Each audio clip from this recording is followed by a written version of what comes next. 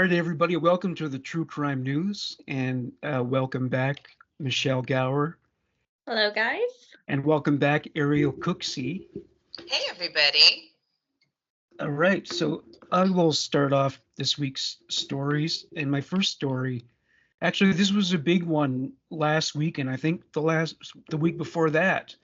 So O.J. Simpson finally gone to hell, Kick and the bucket. yeah, I remember like that was it was in the media all the time in the 90s. And then even after the trial was over, the case just wouldn't go away. Like there must have been a period of like 7 years where it's just like OJ, OJ, OJ. And I was finally, I got to a point where I was sick of hearing about it. And it just seemed like the media was out of touch with the public in that regard. I don't think most people were interested in hearing about it anymore. But there were people like Geraldo Rivera who wouldn't shut up about it. So the headline for this story that I have here is Ronald Goldman's family says there is no closure from O.J. Simpson's death. Family of man killed alongside Nicole Brown Simpson says the hope for true accountability has ended with O.J. Simpson's death.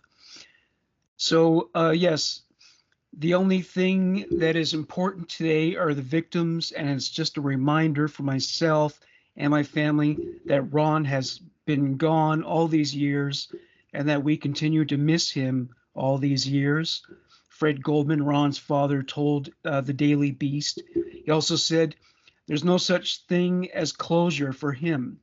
While Simpson was acquitted of the double murder in 1995, he was later found liable for the murders in a civil trial and ordered to pay $33.5 million.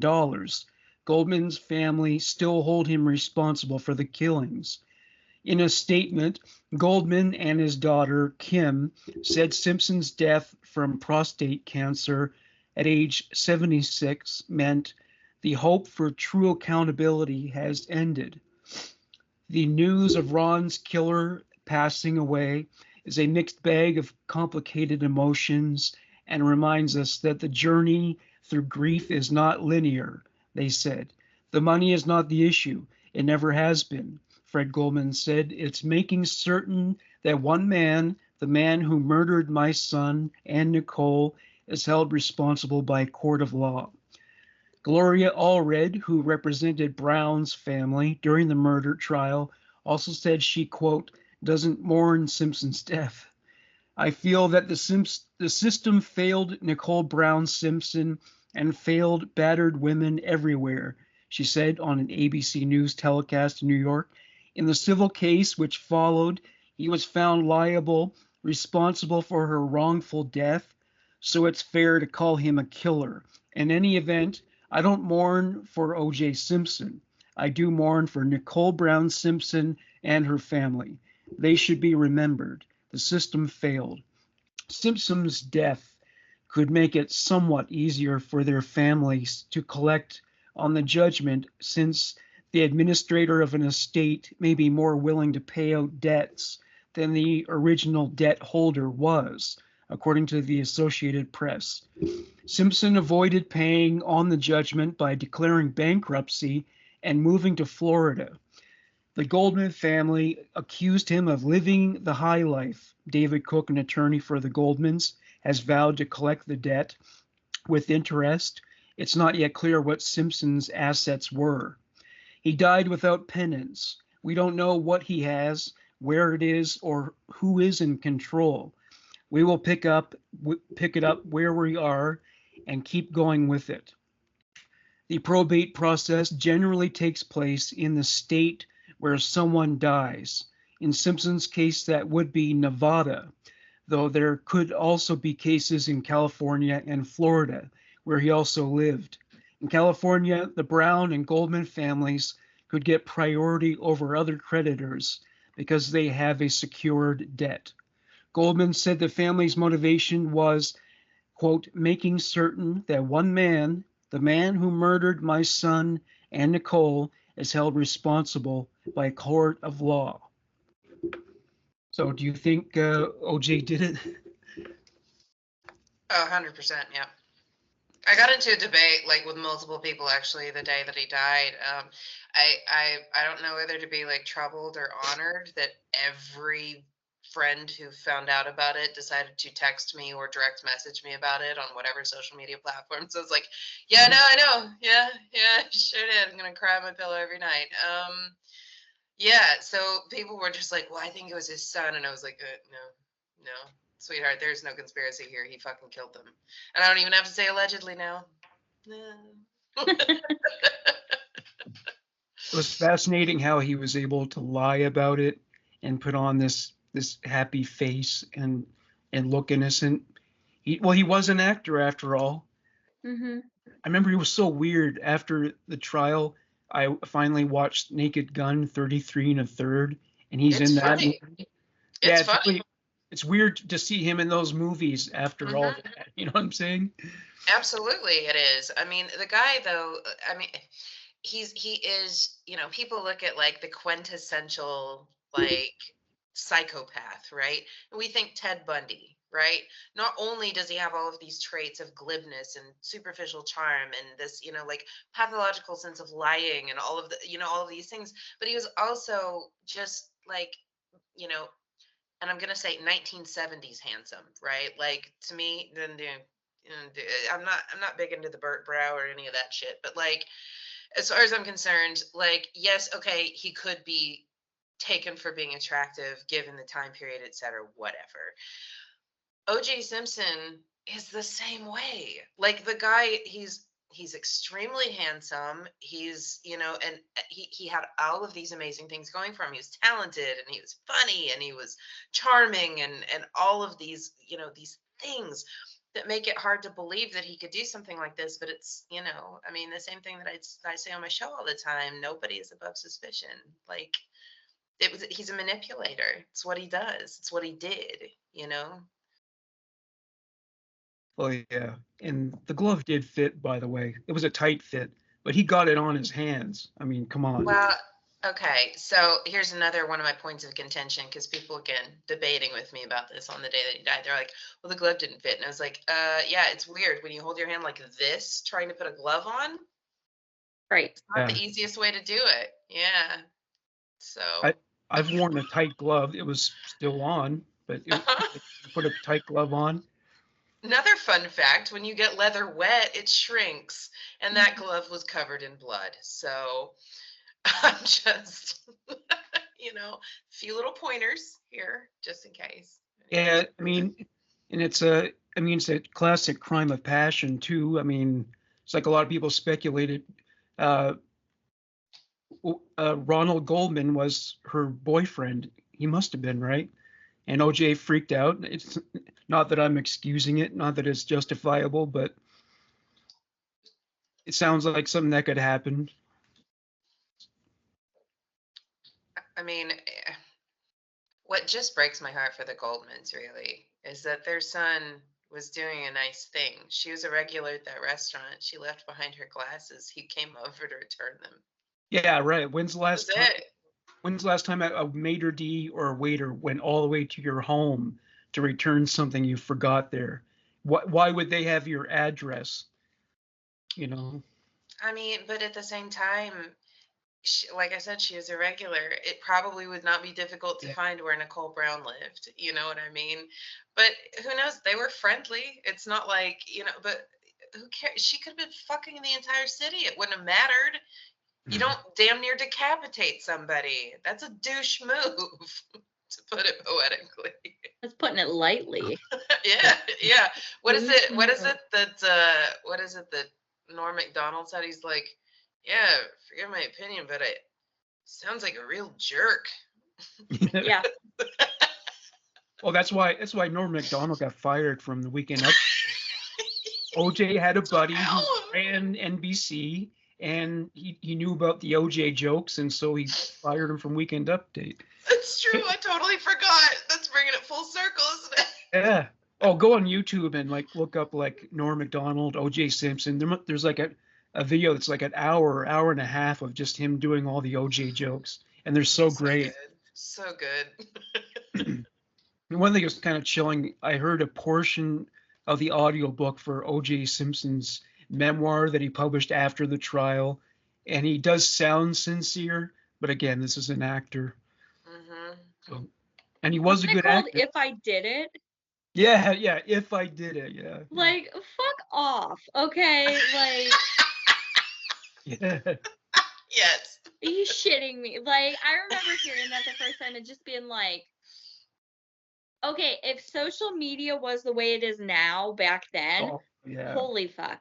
Like, Twitter's servers would have been shooting sparks. well, I know when he got on social media, it was like a big freaking deal, but I mean, I couldn't imagine having that during the 90s when everything was going down. Like, it was bad enough that, showing my age, being a kid and falling asleep during the court trials, like having nap time while the court's going, like the trials going on the TV was one thing, but like, oh God, it was already a media circus then, and Mm-hmm. The only, Mm-hmm. he the would only have ran with it. God, that if I did, it would have been fucking Twitter, just, or X as they call it now, just yeah. I refuse. line by line. The only thing that put a stop to the OJ coverage was the Monica Lewinsky, Bill Clinton coverage. It's like that came along and wiped Sex it all. sells. Yeah, right. In the tier of what what we talk about, it's like murder, sex. So Yep. it's like, cool, all right. Yep. No, murder and sex. We know she did that. Yeah. Yeah, Well, yes. OJ at least owed Bill Clinton a handshake for that one. No Right. kidding. No kidding. All right, Michelle, how about you go with your first story? All righty. So the first headline, high school teacher accused of sex trafficking teenage runaways she offered to help. Oh, A high school teacher in Klein, Texas, has been arrested in connection with alleged sex trafficking of 3 teenagers, authorities say. Kedra Grigsby, 42, and Kedria, I may have pronounced that wrong, was arrested on Monday on 3 counts of trafficking of a child and 3 counts of compelling prostitution of juveniles, Harris County Sheriff Ed Gonzalez said in a statement. It appears Grigsby recruited troubled juveniles from the local high schools by offering them a place to stay, which would be a hotel, Gonzalez said in the statement. All 3 victims are females. Separate charging documents reviewed by People allege that Grigsby styled a juvenile that identified only as AA and an 18-year-old victim identified only as ED. In November of 2022, they went to unlawfully transport, entice, recruit, harbor, provide, and obtain them, eventually forcing them into prostitution. ED was 17 at the time of the incident. Details about Grigsby's crime or alleged crime against the 3rd victim, a 16-year-old known as KL, was not available in online court records on Friday. Police allege Grigsby worked with her son, Roger McGee, 21, who had been arrested in November of 2022 on 1 charge of trafficking of children. Since then, McGee has been charged with additional offenses of child trafficking and compelling prostitution charges, online court records show. He is currently in jail. Authorities allege Grigsby and McGee participated in managing, directing, and taking profits from 3 juveniles in a prostitution enterprise, according to a probable cause document that was reviewed by People. The duo allegedly took the girls to a motel room used for prostitution and managed the finances related to the transactions, such as paying for the room and controlling a Zelle account, where the victims would have to transfer the money they earned through the prostitution, per the probable cause document. Police said in the document Grigsby is a cosmetology teacher at Klein Cain High School, but it wasn't immediately clear if her victims are from the same school. In a statement to People, Klein Independent School District said that they are disgusted about the allegations and condemned Grigsby's reprehensible behavior. They said they will willfully cooperate with the investigation. The district also refuted claims that they were aware of Grigsby's alleged criminal activities. It isn't clear why Grigsby was arrested this week in connection with the alleged crimes from more than a year ago. Neither HCSO nor Klein Police immediately responded to People's request for comment. The Klein ISD statement, which was also signed off by Klein Police, said as of February 2023, HCSO said Grigsby was not a suspect. The district did not learn about her alleged involvement until her April 8th arrest. Plea information for Grigsby was not immediately available. Peoples reached out to her attorney for further comments. McGee has entered pleas of not guilty for all his charges, and his lawyer Thomas Martin tells People, anyone who may have any more information linked to this is urged to contact the Harris County Sheriff's Office. Well, it just never ends. More and more of these female teachers are having affairs with students, trafficking students. That's a new low, though, isn't it? And Oh yeah, she can't be the only one, but like, it hadn't even dawned on me. Like, teachers preying on students. Yeah, I mean, well, and yeah, but like, we always teach kids, trusted adults, teachers, right. Our pastors, our preachers, people in our community that we look up to, not necessarily just family, Right. could be a coach. Right. And how many times do we hear about sexual abuse of children, minors especially, coming from the people that they should trust the most or work closely with? Right. There was in Texas, which, I mean, yay, from Texas. Hey guys.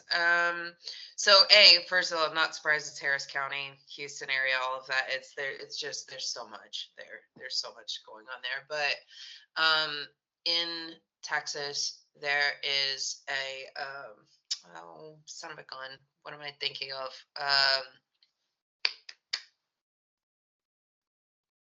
Shit, y'all. I'm sorry. I had That's a the most thing. Texas thing ever. Shit, y'all. Bringing out my roots here. No, there was something I was going to say though. It'll come to me. It'll come to me. You guys, please turn it back over to y'all. well, I know the legal system in Texas is pretty hardcore, right? I mean, they got the death penalty. They mete out like the harshest punishments. Yes. There's no doesn't matter if you're a first time offender. I know and Texas is number one, by the way, on actual carrying out of the death penalty. Oh yeah, you kill someone there, they'll kill you back. Yeah. Yeah. Does Ohio have the death penalty? I think we got rid of it. Got rid of it? I believe we did a few years ago, at least. Well, down in God's Republic of Texas, we really cling to the death penalty for literally anyone. Oh, so we still have it, but our current governor suspended all lethal, all executions. So they've been suspended indefinitely until a replacement for lethal injection's been chosen. So, I mean, you can still technically get it, but whether or not it's actually going to be, fulfilled is a whole nother story. Well, in so many places, it's really just nominal at this point, isn't it? I mean, like California's had a moratorium since 2000. Yeah. Well, and a lot of them like to argue that actually going through with the death penalty is more costly for the prisons than just having someone spend life without the possibility of parole. Well, it is. I mean, the biggest thing with the cost behind the death penalty, right? Like somebody gets a death sentence. Well, if you get life without parole, you do not have compulsory appeals. If you have in the United States, I mean, like obviously Morgan, like it may be different there, but like if you get life without parole, you don't have compulsory appeals.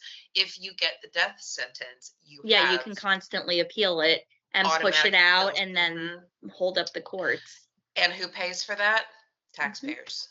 Oh yeah. It is more expensive. It is more expensive for somebody to be convicted and sentenced to death than it is life without prison or life in prison without the possibility of parole. And people look at it and they're like, yeah, but they're spending the rest of their life there. And I'm going, yeah, so are people on death row.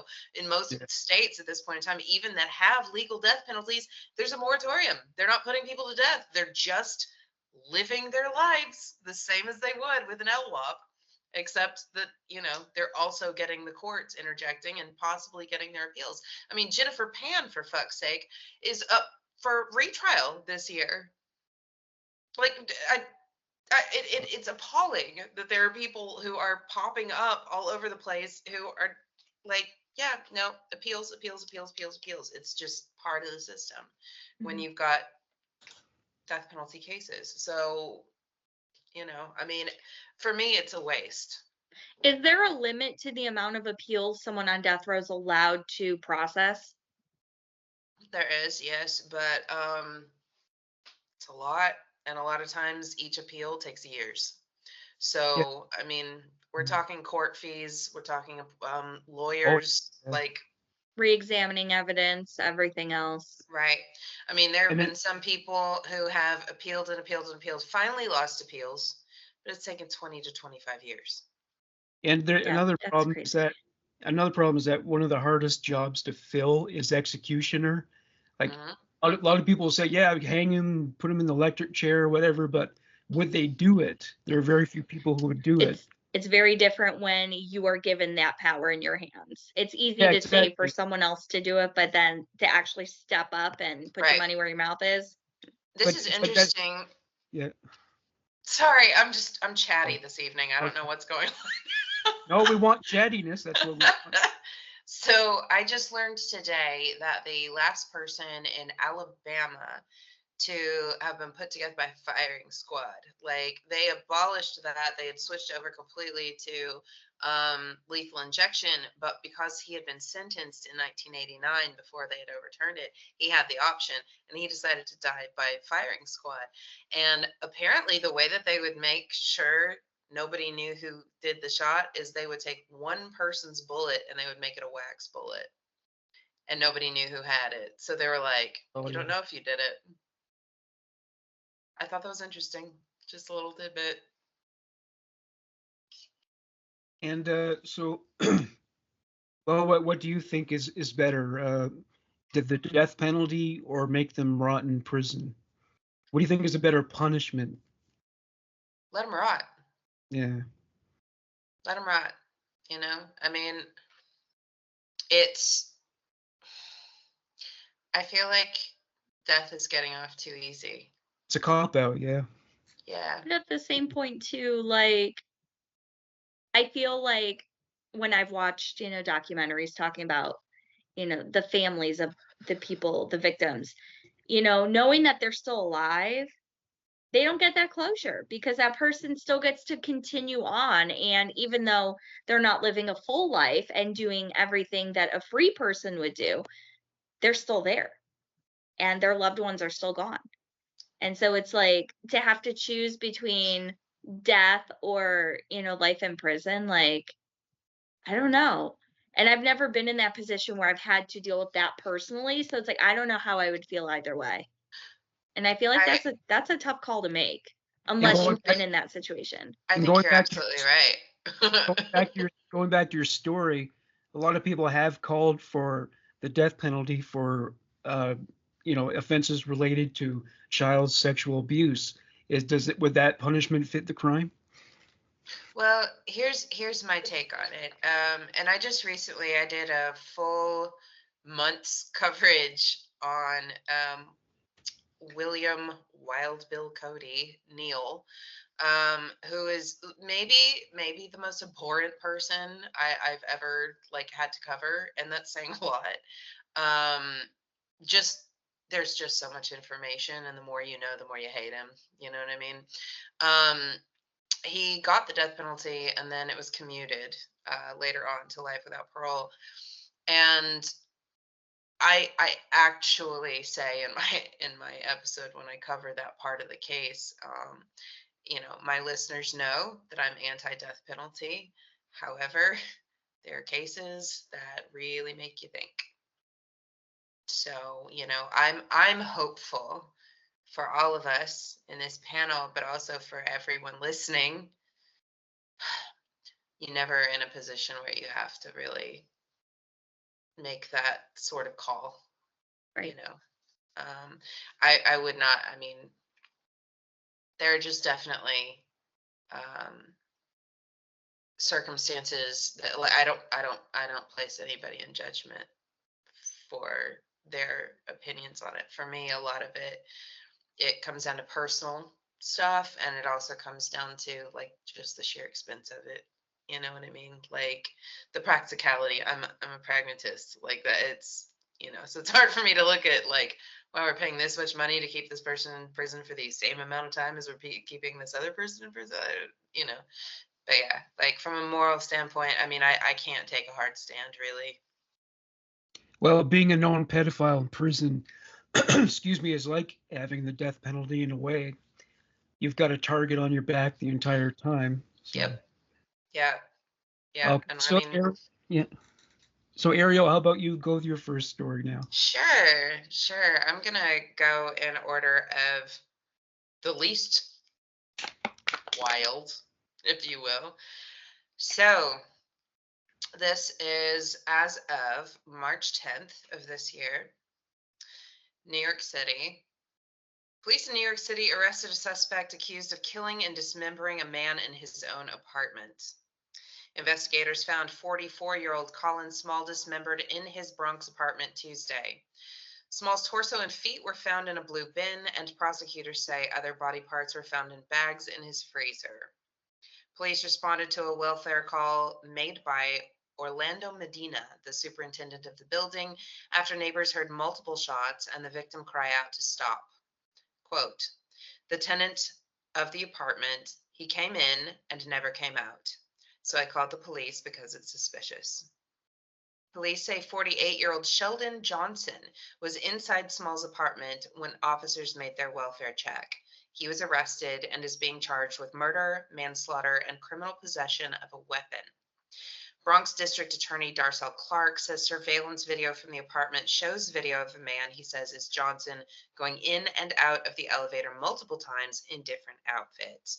At one point, Clark says Johnson was seen leaving in Small's clothes. Clark also says Johnson was the only person seen on the surveillance video at the time of Small's murder.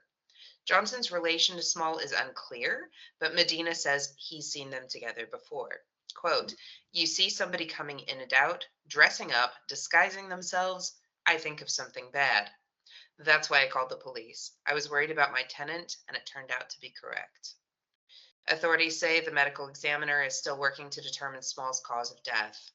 Johnson pleaded not guilty, but was denied bail Thursday night. He is due back in court Monday. There has not been a news update since then.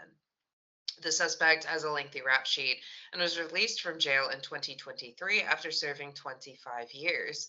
He recently appeared on Joe Rogan's podcast advocating for alternatives to incarceration. Of course he did. Yeah. Now listen, Joe, nothing against you, bud.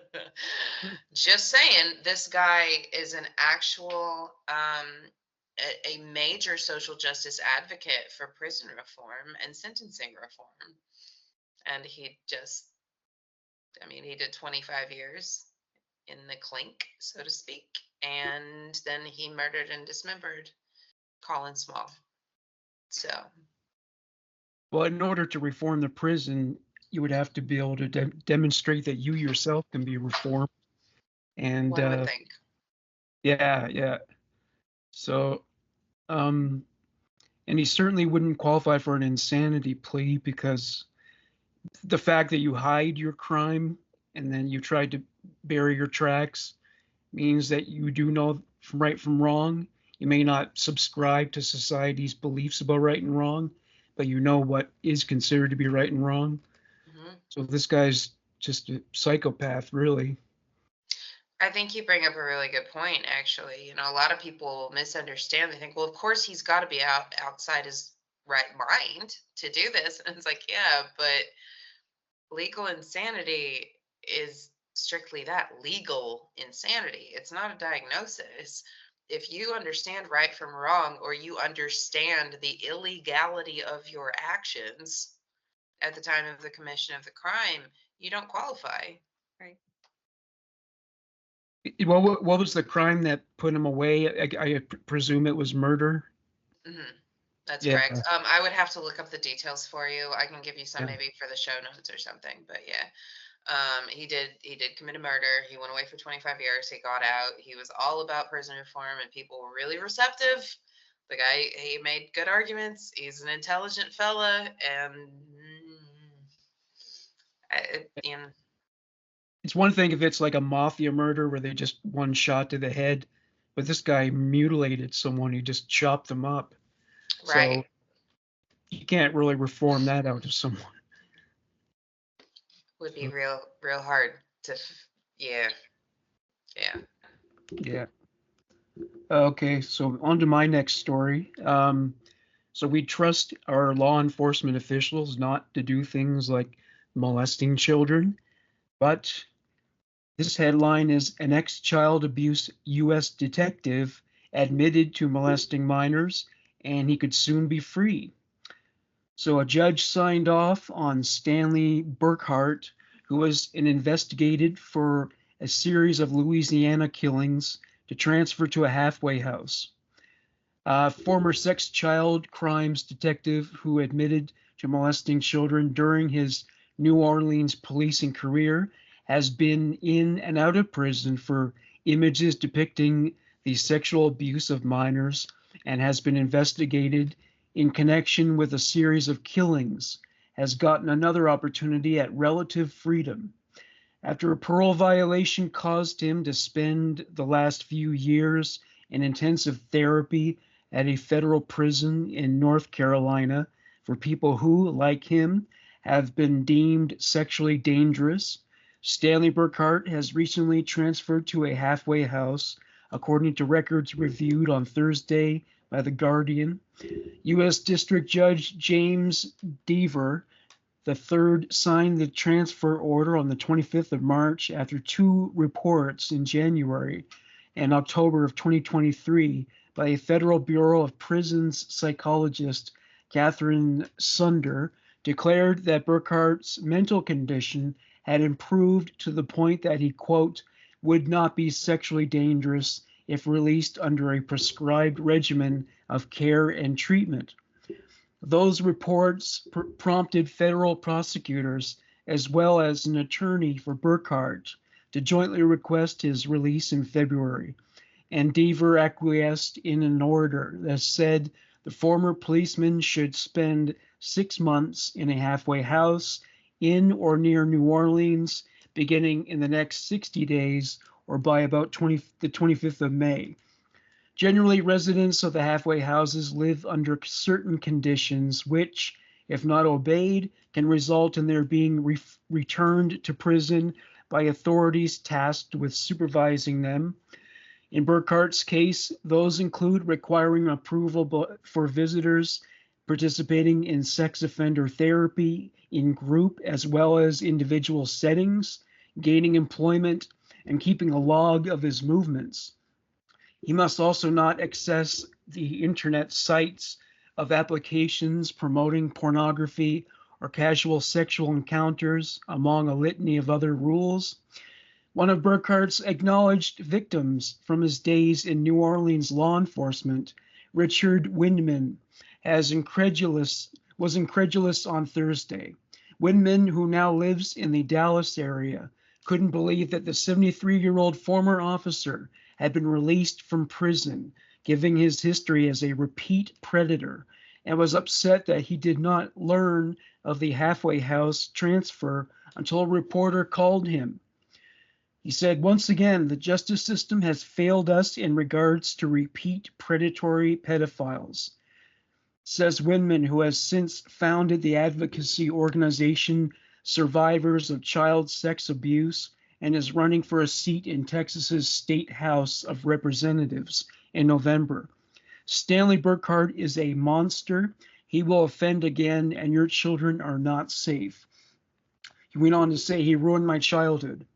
Deaver's order clearing the way for Burkhart to arrive at a halfway house, an intermediary step before full-fledged liberation, offers the latest twist in a decades-old criminal justice saga centering on a man once sworn to protect one of the U.S.'s oldest cities, but who has instead become one of its most notorious sex offenders. Burkhart made a name for himself at New Orleans' police force in the 1970s and 1980s by building cases against child abusers. But he left the department in disgrace and was sent to prison in 1987 after being convicted of mailing images depicting the molestation of underage boys to undercover agents. Later, he not only admitted that he had again received imagery depicting child molestation, he also pleaded guilty to sexually abusing a 9-year-old girl to whom he was related by marriage. It ruined my childhood, the victim in that case later told a podcast named New Orleans Unsolved, which focused in part on Burkhart. I had a happy childhood until that happened. In an attempt to keep him in prison for as long as possible, federal prosecutors resorted to a law providing for lifelong involuntary commitments for people whom judges deemed to be sexually dangerous. North Carolina-based federal judge Bernard Friedman ruled in 2011 that Burkhart met those conditions and imposed an indefinite commitment. But after 4 years of treatment, Deaver ordered Burkhart free as long as he complied with certain conditions. Louisiana State Police found in 2019 that Burkhart had run afoul of those conditions by failing to notify them of an email address and username that he used to leave suggestive comments under young men's pictures on a photo sharing website. He also removed a stamp from his driver's license that identified him as a convicted sex offender when he applied for a job with a New Orleans casino. State police troopers were rearrested. They rearrested Burkhart and searched his home. They said they discovered a phone with 67 images of teenage minors engaged in sex acts. Troopers also said there were images on the phone which showed partially dressed preteen boys, another violation of his conditional release. Cold cases reopened. During the ensuing legal process, Burkhart in part attributed his behavior to stress inflicted on him by Windman's decision to speak publicly about his abuse. Burkhart's fellow officers introduced him to Windman's after Windman, as a child in the mid-1970s, testified to being sexually abused by leaders of a Boy Scout troop in a case that led to numerous criminal convictions. A sequence of events chronicled in the 2023 Netflix documentary, Scout's Honor. Windman said after he began being abused by Burkhart himself, the then officer menacingly boasted about having killed a teenage boy who frequented New Orleans' famous French Quarter neighborhood and was found dead in the nearby Mississippi River. Those claims led cold case detectives to re-examine the 1982 drowning death of Edward Wells. They also gave fresh looks to the strangulation killings of 3 other teenagers who frequented the French Quarter before being killed and dumped around the region in a 21-month span in the late 1970s. Weidman said he was interviewed by the authorities investigating the deaths of Wells, Dennis Turcotte, Raymond Richardson, and Daniel Dewey. However, a state police investigator ultimately testified that Burkhart was not considered a suspect in the death of Wells, who, along with the ex-officer Turcotte, Richardson, and Dewey, was a subject of the New Orleans Unsolved podcast. Burkhart also denied committing murder. Nonetheless, despite years of claims to the contrary, Burkhart admitted in court to having molested Windman. Although his attorneys later sought to establish that Burkhart had once described engaging in sexual activity with Windman when Windman had turned 17 and therefore reached Louisiana's age of consent. It all culminated in a 2021 ruling from Deaver that determined Burkhart remained a sexually dangerous person deserving of an indefinite return to prison, though the issue could be revisited at a later time. Windman has a pending lawsuit demanding damages from Burkhart and New Orleans city government over his abuse. The city's attorneys have maintained that the lawsuit should be tossed out because the plaintiff waited too long to file it.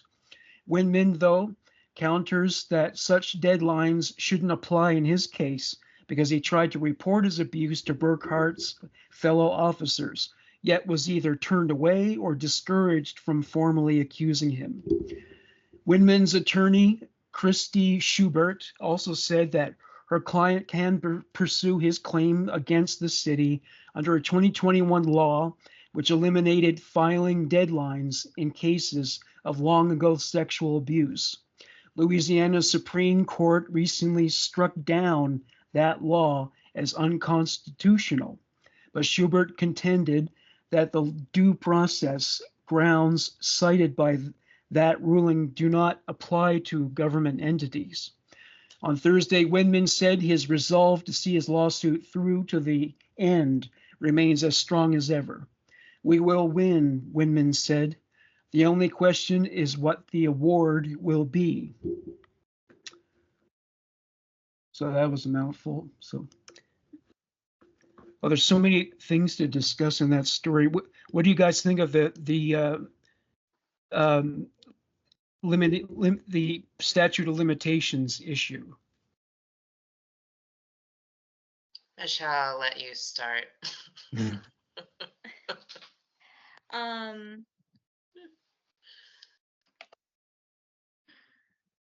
I don't think. Okay, so I don't know why it's so hard to talk about it.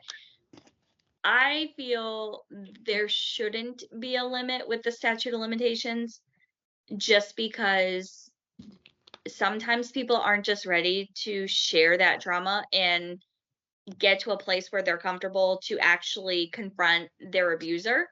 Yeah.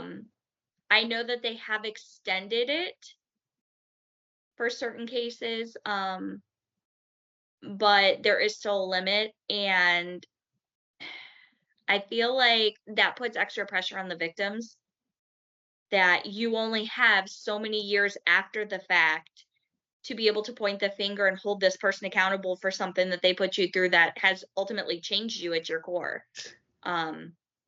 So, and I know it's different everywhere, and I feel like it needs to be a universal across the board, definite, like there shouldn't be a limit, but people should definitely be aware that the longer you wait, it's going to be harder to prove, So I think they just need to be educated. And I think, the fact that every state has different laws and things regarding everything anymore, it gets so confusing and so complicated, and it kind of makes people unsure of where to turn and what resources to access. Yes, we have the internet at our fingertips, but sometimes having all the information in front of you can be overwhelming, and it's not all accurate either. Yeah. So it's hard. Right. So. No, I agree with you. My whole thing, and you touched on it, and I just want to drive the point home, right? That you made. If it's provable, why is there a statute of limitations? Right. Yes, it can be harder to prove as time goes on, sure. But if you can prove a crime occurred, let it be proven. Right. Yeah, and then there's a whole other issue as well. Sometimes victims, they pull away, they get cold feet about the trial, and then the defense will interpret that as a matter of compromised integrity, like why did they pull out? Maybe they were lying or something. So that can become problematic too. I know I keep mentioning the Sexton case, but one of the kids, she told a detective that she had been sexually abused, but then later denied it because she was scared of the whole process, what it would result in. And that's happened quite a bit. I have a cousin who was molested by her friend's father, and he had done it to another girl, and they were going to go to court. But at this point in the beginning, it was just her word against his. But if they could have gotten the other girl to testify against him, then he would have been put away. but the other girl got cold feet and she pulled out, and so the whole thing fell apart. Mm-hmm.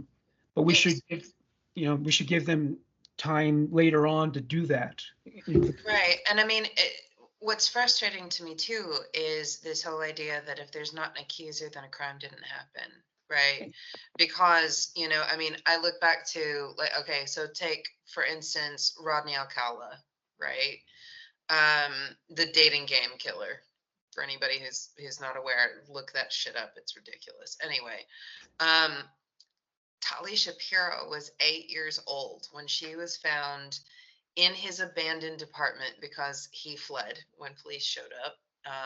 Told him he was taking a shower. He was not wet, but it's fine. Whatever. Listen, it was a while ago. Anyway, so this little girl is found with her neck crushed by a barbell, who's very evidently been sexually assaulted brutally.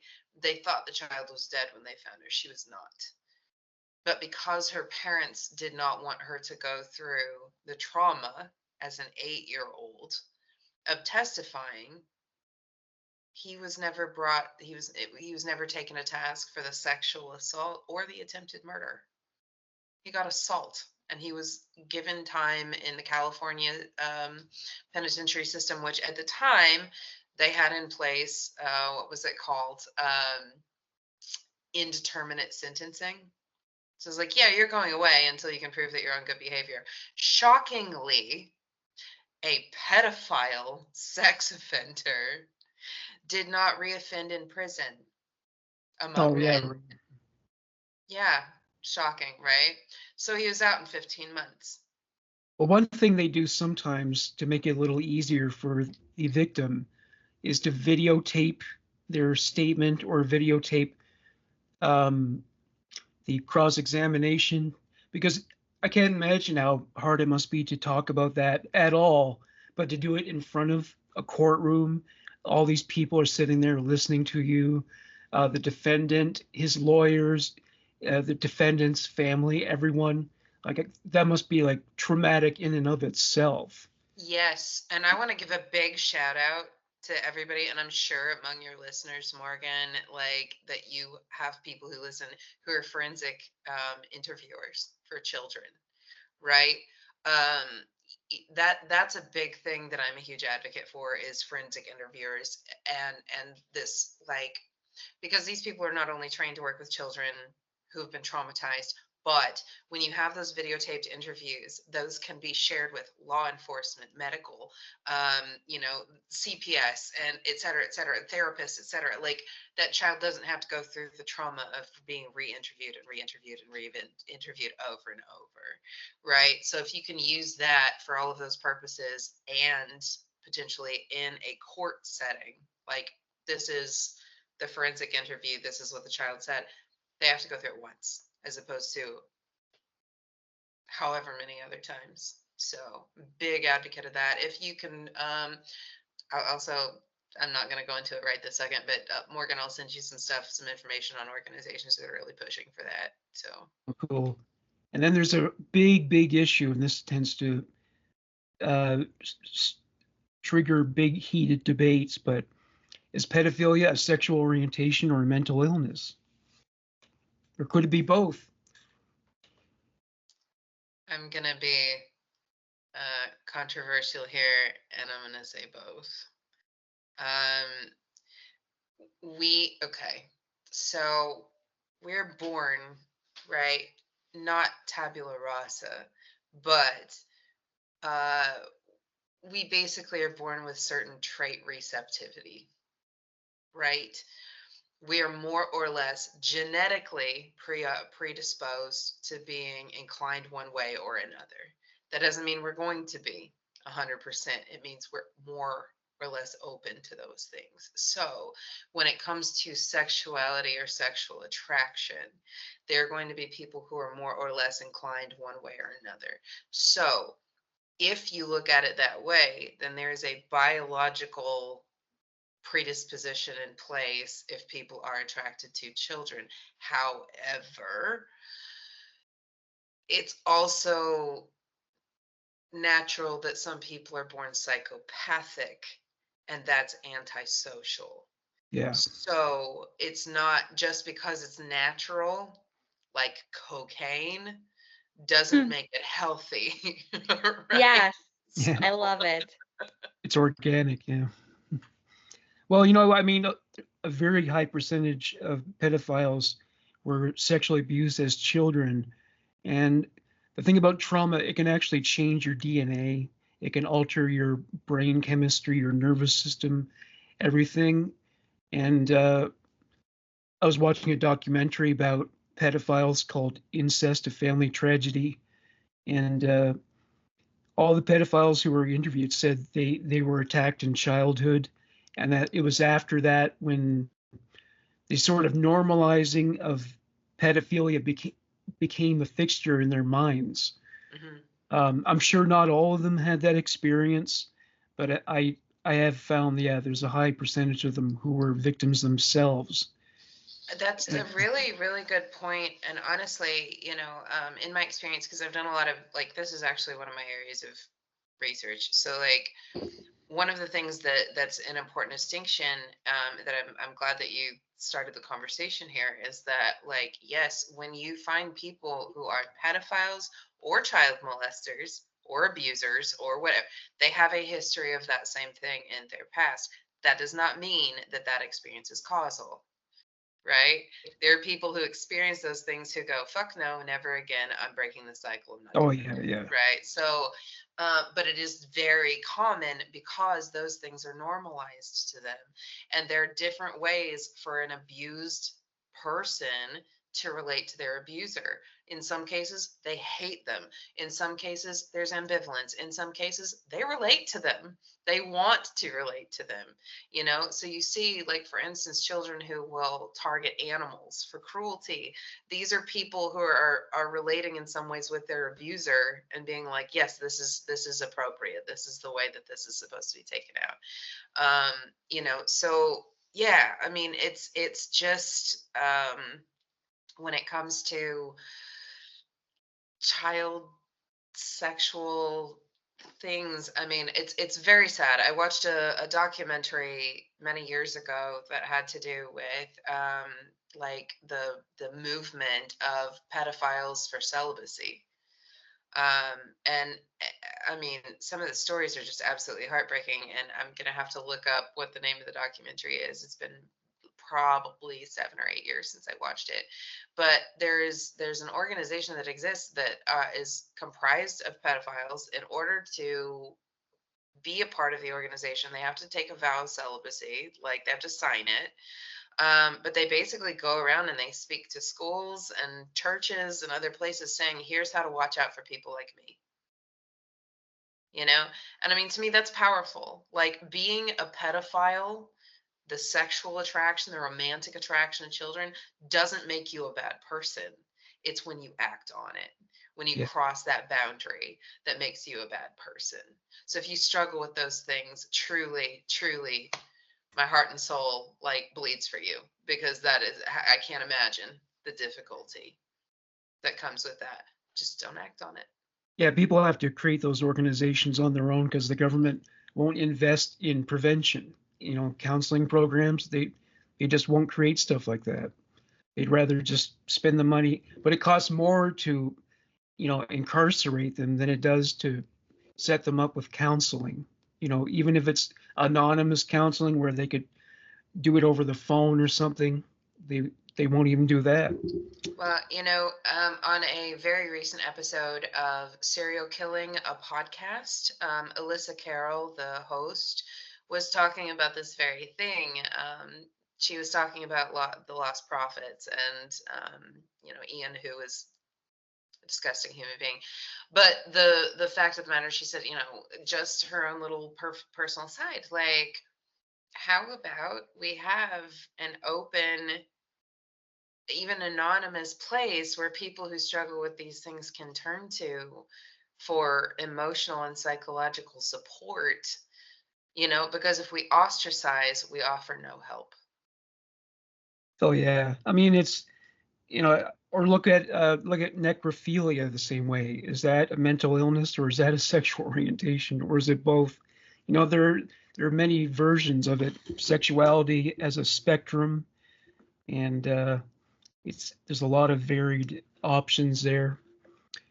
And but yeah, unfortunately, yes, you can't act on something if the victim is guaranteed to emerge from the experience.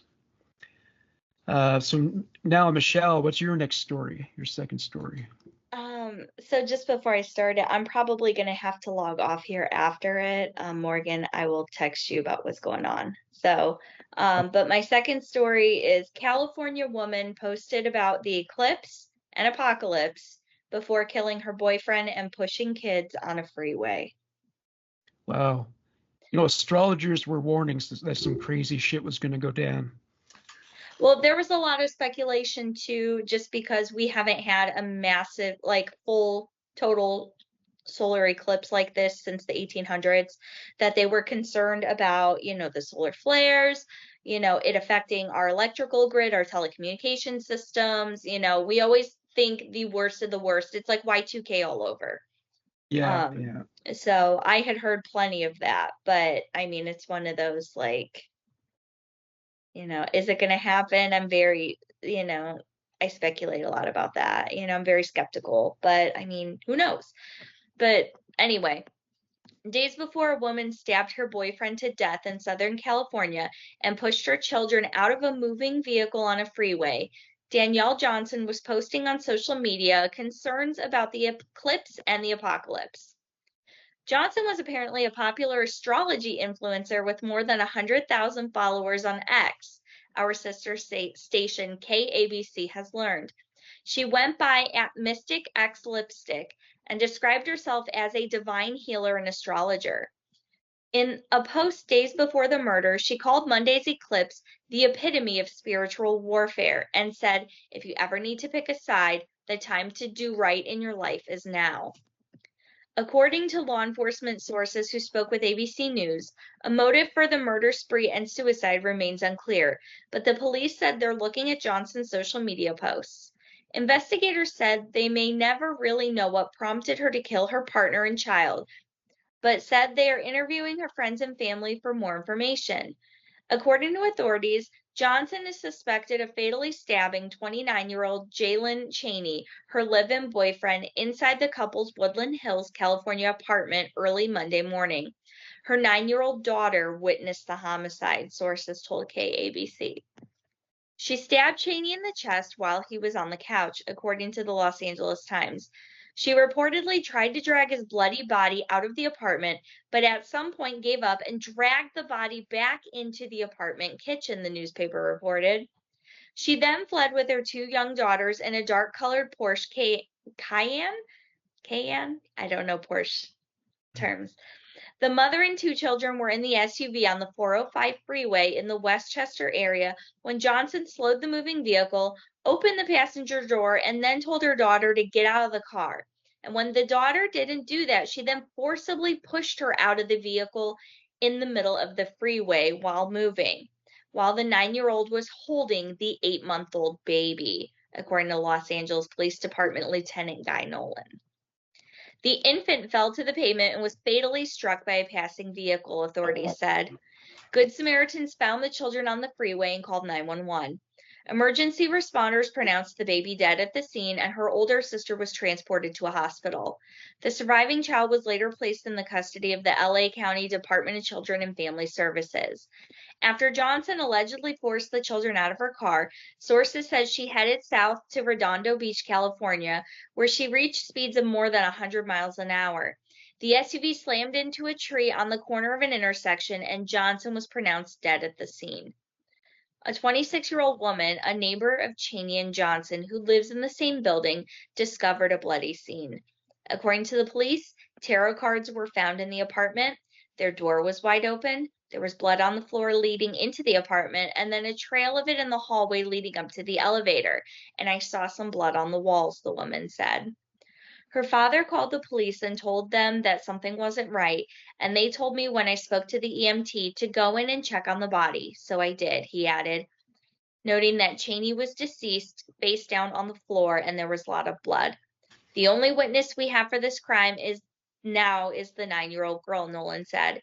There's just very little information we have other than there was a verbal altercation that turned violent and it ended in tragedy. Hell, to say the least. Can you imagine being the motorist who ran over the baby? Like, it wouldn't be your fault, but can you imagine the trauma of Oh, The guilt. Oh God. Yeah. I can't hit a squirrel. You know what I mean? Like, Yeah. it's. That's like the worst roadkill ever. Oh God! I mean, it sounds like there's probably some psychosis at play here. I mean, Michelle, do you think like? Oh yeah. Something. Absolutely. What it would be, how to pinpoint it, I mean, we don't know, and she didn't survive. And now we have a 9-year-old who's completely traumatized by being Oh forced yeah. out of a moving vehicle by her mother, watching the death of her sibling, as well as watching a boyfriend get stabbed to death. Oh, she's not This getting over child's that. going to have a lot ahead of her in her recovery and her healing. Yeah. Poor baby. I mean, The rest of life. Yeah, I don't see how that's gonna. God. yeah. Oh God, my heart goes out to her. That's just terrible. I mean, Did you see that? Did you ever see that movie, Eternal Sunshine of the Spotless Mind? yes, yeah. A Someone's long got to time invent ago. that. Someone's got to invent that technology, for people who've been through trauma. Oh Someone's got God, to figure it. Men in Black it. Come on, you know what I mean? Like something. Yeah, Just. yeah. I mean, the closest thing we have, I guess, is EMDR, right? That can kind of start to rewire and rebuild those parts of your brain that get traumatized. But like, Well, we have lobotomies. Oh yeah, well, yeah. And then you're like a zombie. Yeah. well, yeah, or you get poor Rose Kennedy, like, Yeah, right. or you get a photo op with a guy who does an ice pick lobotomy for the TV for the news and fucking kills the guy you're doing the photo op with. That's good. So. Yeah, yeah. All Yeah, right, I'm gonna have Michelle. to. I'm gonna have to tap out for tonight. Can So we take like a brief little hiatus since yeah, your let's do an intermission. intermission? Are the cats attacking you or something there? No, I'm having a bout of vertigo right now, and Oh, really? Okay. Yeah. it's been a couple hours, and it's just enough that even sitting here, I have to stay to this side because when I turn to this side, it's triggering it. Oh, And it's just enough that like I can tell with my eyes, like my eyes are shaky, it's hard to focus, oh, like I'm darling. very tired, like I'm gonna have to take some Dramamine and just sleep it off. And Yeah. I've recently had an MRI to try and pinpoint what's causing it, and I don't fucking know. There's nothing wrong with my brain, even though I struggle with migraines and vertigo. They're just like, maybe it's because it's an aftermath of you getting sick, but I haven't had a cold recently unless I had something and was so immune to it I fought it off. Sure. But they said that you can get residual vertigo, which can pop up like 5-ish days after you have symptoms. And I didn't feel sick last week, but I did have allergies, and I don't know if this Okay. is going to be like a new thing. Like now that I'm getting Oh, older, I just get the dizzy spells. So I sure So hope I funny. sure hope not. Hopefully you'll get some. Yeah, I've been dealing with neurological shit too, like with the stroke and stuff recently. So yeah. like I get it when you're like, yeah, but why though? Yeah, Like, no, there's no reason. They no. can't find anything that, as far as they're aware, my brain is totally healthy and normal, Great. All aside right. from who knows? I don't know. So, and like, I don't know. So Oh, I'm just like, darling. okay, I'm just Yeah, gonna sleep. take some Dramamine, get some sleep. I mean, fuck's sake. I'm so sorry. I can't believe you It's made it through okay. this long. Like you were I mean, awesome. at one point I was sitting there and I was like, I could feel my eyes not wanting to stay open, and I was like, I don't know, I'm gonna make it. Like, I'm like sitting here, No, like, you hung. You know what I mean? Like you're good. I Just made I'm it an hour. I was like, I was debating about texting and canceling, and I was like, but we already had to reschedule from last week, yeah, and sorry, I my didn't want to bad. have to. No, it's okay. I didn't want to have to cancel again and just keep pushing it off. No, you're a So fucking champ. You're a fucking champ. I tried. Get some rest. Go take care of you. Okay, so Michelle did the last story, so Right. I'll do this next. Sure. I'll do my last story. All right, everybody. Michelle is not feeling well, so she will join us for the next episode. So here's my last story. And the headline is Taliban edict to resume stoning women to death met with horror. Afghan regime's return to public stoning and flogging is because there is, quote, no one to hold them accountable for abuses, say activists. So the Taliban, once a terrorist organization, and now they are the official government of Afghanistan. Their announcement that it will be resuming publicly stoning women to death has been enabled by the international community's silence, human rights groups have said. Sana Arefi, a lawyer and head of the Afghan human rights organization Women's Window of Hope, said the announcement had condemned Afghan women to return to the darkest days of Taliban rule in the 1990s. With the announcement by the Taliban leader, a new chapter of private punishments has begun, and Afghan women are experiencing the depths of loneliness, Arefi said. Now no one is standing beside them to save them from Taliban punishments. The international community has chosen to remain silent in the face of these violations of women's rights. The Taliban supreme leader, Habatullah Akhundzada, I think I pronounced it correctly, not sure, announced at the weekend that the group would begin enforcing its interpretation of Sharia law in Afghanistan, including reintroducing the public flogging and stoning of women for adultery. In an audio broadcast on the Taliban-controlled radio television Afghanistan last Saturday, Akhundzada said, "We will flog the women. We will stone them to death in public for adultery. You may call it a violation of women's rights when we publicly stone or flog them for committing adultery because they conflict with your democratic principles," he said, adding, "But I represent Allah and you represent Satan." So he justified the move as a continuation of the Taliban's struggle against Western influences. The Taliban's work did not end with the takeover of Kabul. It has only just begun, he said. The news was met with horror, but not surprise by Afghan women's rights groups, who said the dismantling of any remaining rights and protections for the country's 14 million women and girls is now almost complete. Sahar Fetrat, an Afghan researcher at Human Rights Watch, said, 2 years ago, they didn't have the courage they have today to vow stoning women to death in public. Now they do. They tested their draconian policies one by one and have reached this point because there is no one to hold them accountable for the abuses. Through the bodies of Afghan women, the Taliban demand and command moral and societal orders. We should all be warned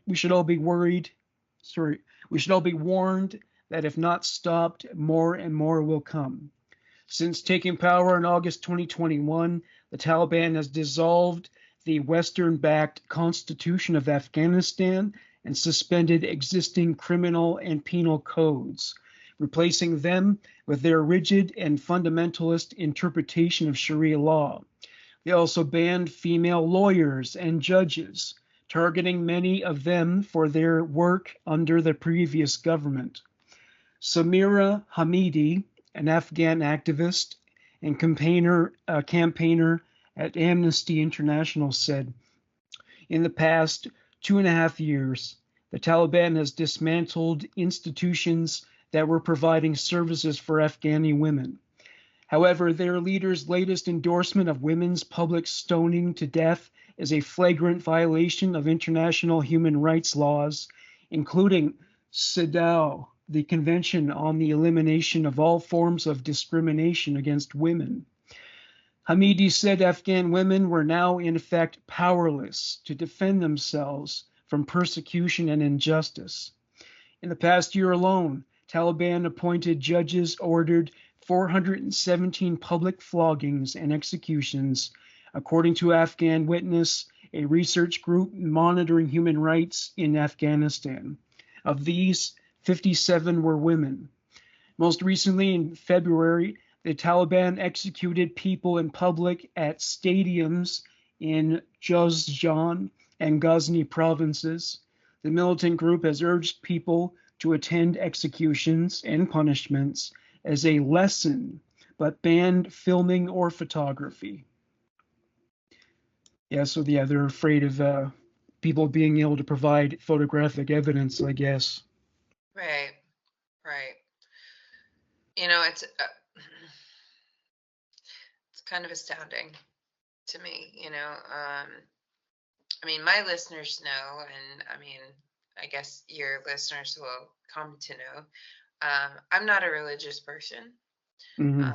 I don't have any major beef with religion. There are a lot of times I wish I was. You know, there are certain comforts that come with religion that you don't get when you're not. But the bastardization or perversion of religion to exploit, marginalize, abuse others is just completely abhorrent. Oh yeah, absolutely. Yeah, and this is coming from a secular Christian point of view, right? Because I grew up in the church, the Christian church, and we live in a society in North America, generally speaking, that is secular Christian. Like we celebrate Christmas and Easter and things like that. These are Christian celebratory situations, whether or not we believe in the doctrine that it espouses, right? You don't have to necessarily believe that Jesus rose on the third day in order to go hunt Easter eggs, right? So Yeah. I'm not I'm not trying to be like shitty to anybody. I really am truly not at all.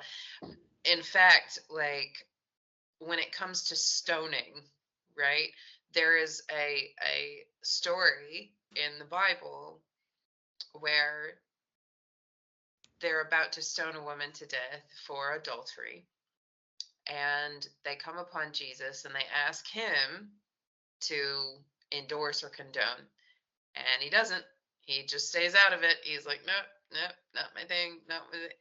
And they finally they push him and push him to the point where he's finally like, okay, fine. You want my 2 cents?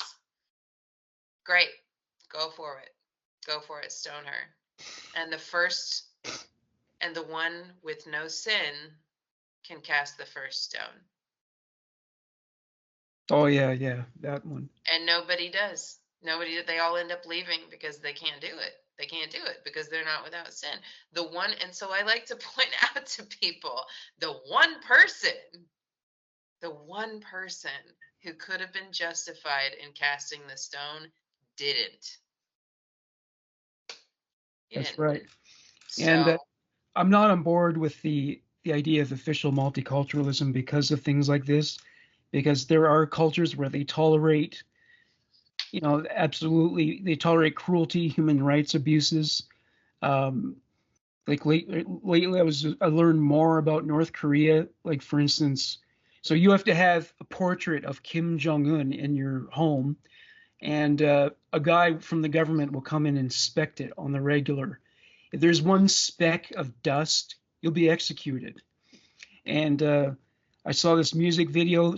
These people composed a song in tribute to Kim Jong Un, and they're just people are shown in the video celebrating him and cheering for him, and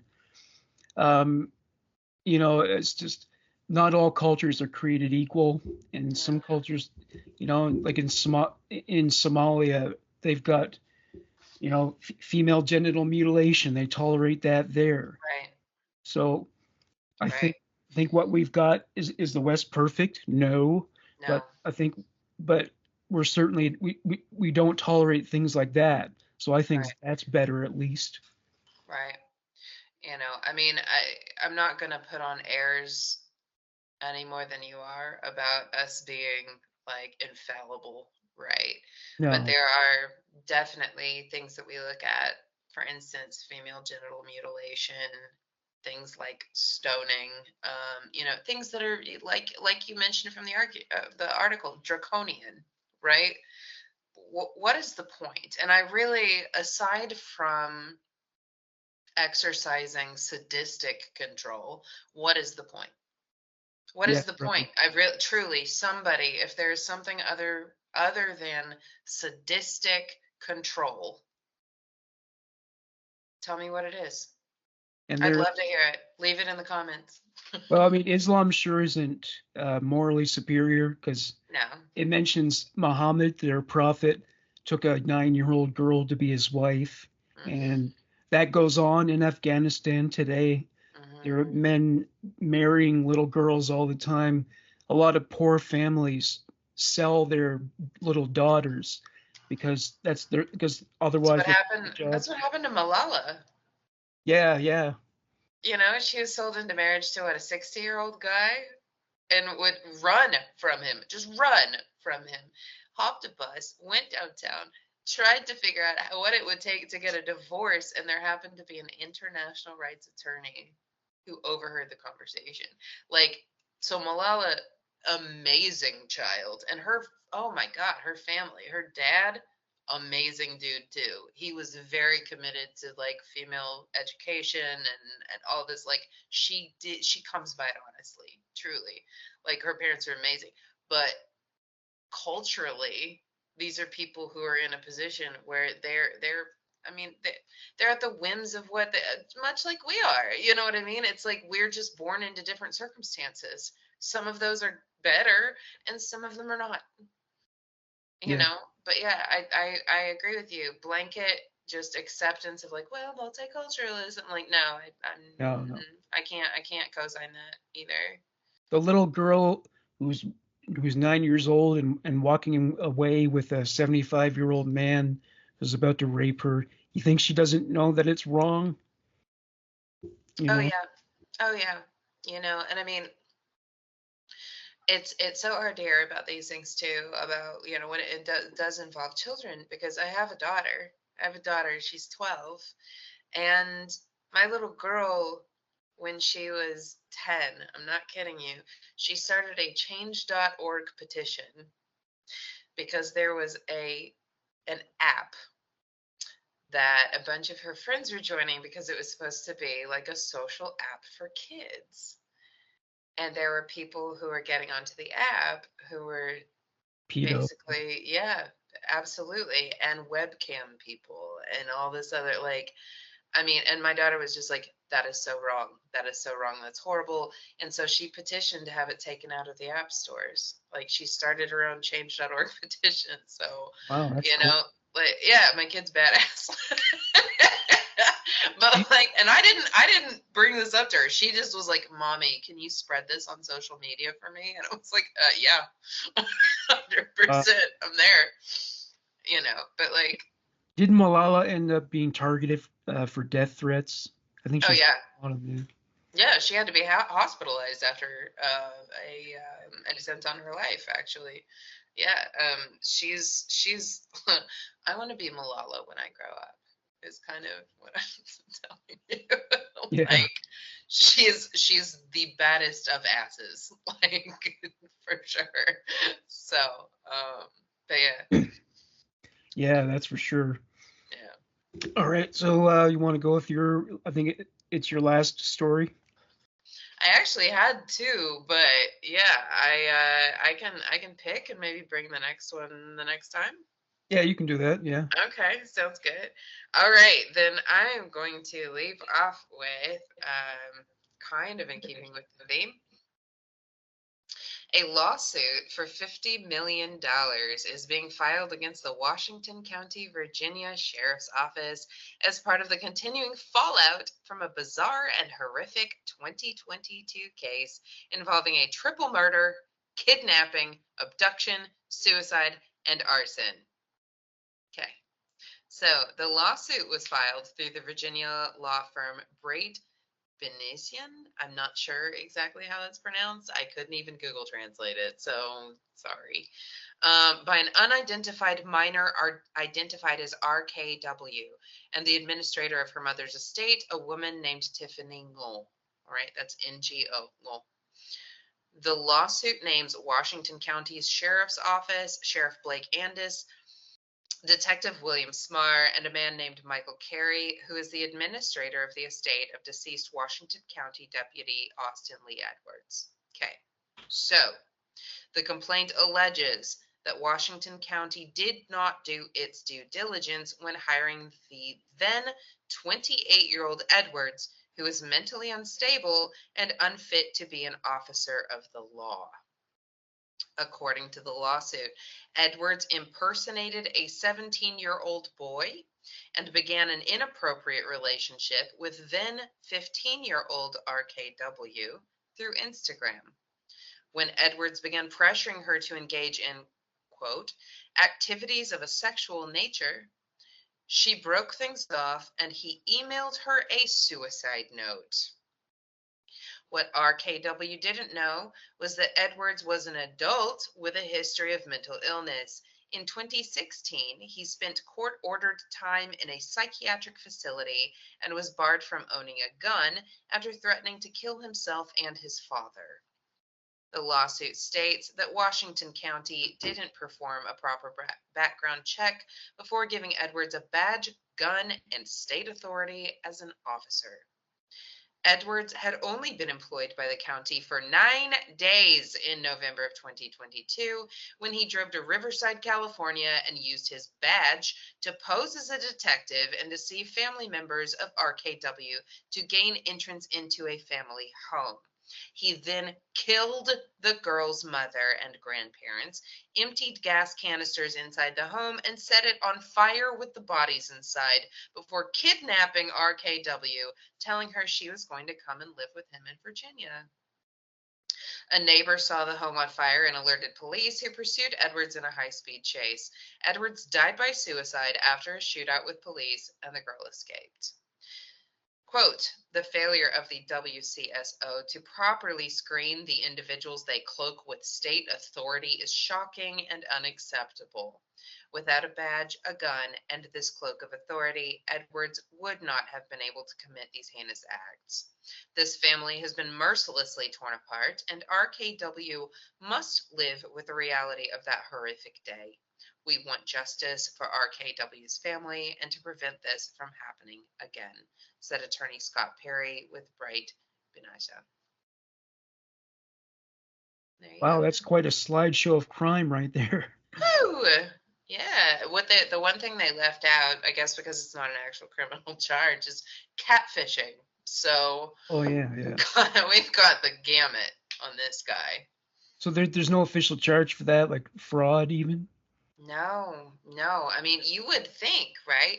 But if we think back to like the Netflix documentary Catfish, right, where it talks about the case where the guy gets involved with this. Oh no, I remember what it's called. Tall Hot Blonde. That's the documentary, Tall Hot Blonde. That is the screen name of a 19-year-old blonde girl who got involved with a 22-year-old Marine, who turned out to be a 40-something-year-old dude with 3 kids and a wife, From who had been in the Marines many moons ago and sent her this old picture of him. They got involved. Then his wife found out. His wife sent her an email with a picture of the family and said, hey, he's a married man. He's this and whatever. Like, you can do better. Please move on, which is one of the classiest things I've ever heard in my life, to be honest with you. Like, what a cool lady, for sure. I'd be ready to strangled the guy. But whatever. She was just like, you know what? She's not responsible. She's a 19-year-old girl on the other side of the internet. She doesn't fucking know. So I'm going to just let her know. I'm going to send him a picture and be like, that's actually him right there, you know. And so they had a falling out, he and Jessie, the name of the girl. And she ended up getting involved with one of his coworkers on the internet. And he got really, really mad about it. And so he shot the guy to death. And when they found out about this, they went to find Jessie because they were afraid for her safety. Well, it turns out 19-year-old Jessie was actually a 40-something-year-old woman using her daughter's pictures to catfish. So, two 40-something-year-old people were catfishing each other, and it ended up in fucking murder. So, and she was never held responsible. Do you know why they call them catfish? Like, what is it about the catfish that made them associate it with this crime? You know, I'm not. I Googled it and I couldn't find much information because I was curious about the exact same thing. So I'm gonna hop on the little Google machine right now and figure out catfishing. What would a good search be? Catfishing. What's catfish mean, I guess? What Meaning. is a cat? What is a catfish? I mean, I guess they're just going to tell you it's an actual fish. Okay, so refers to. I don't know if that's a particularly sneaky fish, a deceptive fish, or what. But. No, I don't think that's it. I'm trying to think. It's like. Okay, wait, etymology. Let me see if it has here. It's an American documentary film, Catfish, following executive Neb Schulman, himself a victim of catfishing.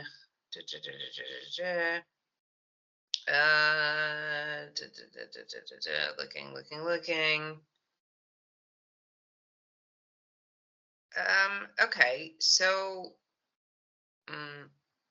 no, I'm not. I honestly, I could not find a good answer when I Googled before. I remember I could not find a good answer to it. I personally, because it is not like explicit that I've been able to find, I just think of it as bottom feeders because that's what catfish are. All right. Well, yeah. Did you find anything? Wikipedia doesn't seem to have any references to that either. Yeah, I guess. Let me see. Oh, okay, wait. Oh, okay, here we go. Okay. Catfishing refers to the creation of a fictitious online person or fake identity, typically on social networking platforms, with the intent of deception, usually to mislead a victim into an online romantic relationship or to commit financial fraud. Perpetrators, usually referred to as catfish, generally use fake photos and lie about their personal lives to present themselves as more attractive for financial gain, personal satisfaction, evasion of legal consequences, or to troll. Well, I thought it was just for money, but I guess some people do it for some kind of personal gratification. They do. There's actually, there's a case that I covered many, many years ago on Malice, which is weird to say at this point, right? Like when you've been doing long enough that you're like, years ago I covered this shit. I think actually you might have covered it. What's his name? Mark Twitchell, the Dexter killer. No, not yet. Oh, I look forward to when you do. yeah. So Mark Twitchell, he decided that he wanted to be a serial killer. He just decided it. He was like, yeah, no, this is fucking rad. I'm gonna do this. He was obsessed with Dexter, and he was a screenwriter and director. So he rented this space to film, and then he would catfish people and get them to come to the studio like to meet him as this attractive young woman, whatever, like that, this is where we'll meet, this is where I work, whatever. And then he would basically like blindside them and kill them or attack them at the very least. There is a guy that got away, and he was able to come forward and was, key in putting this guy away. But like, yeah, he was, yeah, he wanted to find victims, so he catfished people that way. Um, that, yeah, it's sick, really. I mean, long and short of it, like, you can't you that's the thing, people talk about, well, it's safer now because you're not, like a Ted Bundy's not going to walk up to you on the street and try to get you to help put things in his car. Yeah, but if you're getting on a dating site, what Yeah, do you really know about this person? Like, it doesn't give you their last name even, so you can't do even a background check. Like, how much do you know about this person? Everything you know is what they want you to know. exactly. Yeah, So, I'm a Dr. Phil fan, and he's done a lot of episodes about catfishing, yeah. and it's really sad because there's some people they just can't get it through their thick skull that the other person is a fake identity. They're conning them. They're taking money from them. One woman sent a minivan to Nigeria, which is the one country in the entire world which is most infamous for fraud and Yeah, the cat. Nigerian prince. Yeah, the Yeah. scams. There's a Yeah. lot of like these rich young men there who have gotten all this money from these fraudulent schemes, and they play. But yeah, there's all these people who have just sad, lonely people. Many of them actually elderly too, Mhm. and they were just so lonely that they became vulnerable to this kind of thing. And it's yeah, Right. Right. I mean, you can look at cases of this though, going back quite a ways. I mean, like Jonathan Robertson, who was the Craigslist killer, like the but original like internet killer, right? Who faked his way into like, hey, I'm a businessman and I make all this money, and you come out and I'll show you a good time, and then you'll come back out and you'll be a caretaker for my dad. It'll be great. And of course, they never meet the dad because there is no dad. And there's just, so you have a lot of these kinds of scams. But I mean, even before then, we had the personal ads, folks. yeah, yeah. We can go all the way back to Belle Gunness, right? And her like putting out like her little lonely hearts in the Norwegian Oh papers, yeah, I did. and being like, hey fellas, I got money. I got these shoulders. You know what I'm saying? Like, I did that case. Yep. By the way, have you you mentioned Rodney Alcala? yes, Have yeah, you ever watched the dating game segment with him in it? It's I on. have. It is so weird to watch that. I mean, it seems totally normal, and yet you know what was going on in his life at the time, and the girl that well, she won him, but Yep. afterwards, she said like she found him really creepy and Yes, she yeah, noped the fuck out. There was another contestant on the show who was just like, I could not believe this guy. Like, I was like, I tried to be friendly with him before the show, and he was like, everything he said was contrived. Everything he said seemed really glib, yeah. staged. Like, yeah, glib, The, absolutely. the You host know, of the show said he had what he called bizarre opinions. I don't know what that. yes, I Yeah. don't either. I don't know what that means either, but I mean, like, if it's that notable. But I mean, the thing is when you've got somebody like Rodney Alcala or any other like psychopath, really, people go, "Oh, I saw the signs," and a lot of times you just need. I sit there and go, "No, no, you didn't, though. No. Nobody did, because that's what they do. That's Yeah. what. Yeah. That's why they're dangerous. Is that you don't see those signs. It's Yeah. that fucking scary." Yeah. Like you watch Ed Kemper in an interview, he seems like so totally normal. Oh my God, yeah. Yeah, I'd love to sit in a room and chat with a guy. And I'm pretty sure if I was in the room chatting with the guy, I'd be scared out of my skull because in that the second he decided to turn that off, the charming, the easygoing, the whatever, it'd be like, And this guy could absolutely snap me like a twig. Like, there's not, Yeah. and wouldn't blink about doing it either. Like, Well, he's an enormous person. He's oh like God. 7 feet tall or something. He's huge. He's 6'9", It's and not. I mean, I know when he was arrested, he was 300 pounds. I don't know how much he weighs now. Yeah, he's put on a few more pounds. I'd like to hear one of his audio books. He did the original novelization of Star Wars. He did. I know. It's like shit. It would be great to hear I the want to story hear. from his mouth. Yeah. I want to hear Ed Kemper do "Goodnight Moon." Come on, yeah. Come He on. did that one. Yeah. Yeah. Yeah. I want to hear it. I want to hear it. Ed Kemper doing "Goodnight Moon." I can't. Yeah. Like a Danielle Steele novel. That'd be Oh my like God. like that. Yeah. Or Harlequin romance. That'd be another one. That'd be good. Yes. Yes. Oh my God. Oh my God. Guided meditation with Ed Kemper. Can you? Oh my God. I once had a friend whose mother read Harlequin romance novels. She had like stacks of them, and it was fun to read the last page because they always try to sum it up in such romantic terms, kind of like Nice. What's that movie that we're at the end? Oh, Gone with the Wind. Yeah, basically There they you try to wrap go. it up like that. Yeah. Yeah. Cha. I had so many people back in the day who recommended. They were like, "Oh my God, you've got to read 50 Shades of Grey," right? Oh And yeah, I was like, ugh, but she's a but shitty writer. you really don't know what I'm into reading, right? Like, look, long and short of the situation, guys.